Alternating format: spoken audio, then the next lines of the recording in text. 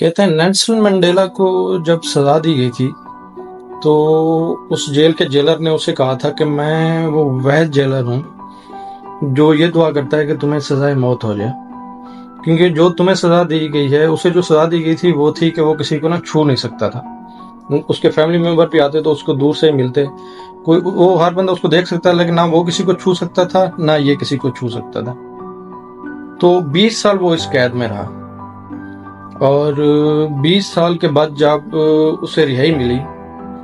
तो रिहा होने के बाद सबसे पहला जुमला जो उसने उस वक्त के चौधरियों को, उस वक्त के prime minister, chief of army staff जो भी थे, उनको जो सबसे पहला जुमला बोला वो ये था कि gentleman please sit down, now I will talk. मतलब आप उसके ज़र्फ का वो लेवल देखें कि 20 साल कैद में रहने के बावजूद वो जब निकला तो उसमें एक लीडर, ऐसा लीडर बन के वो निकला कि उसने दुनिया को एक ऐसा सबक दिया कि देखें लीडरशिप ये होती है।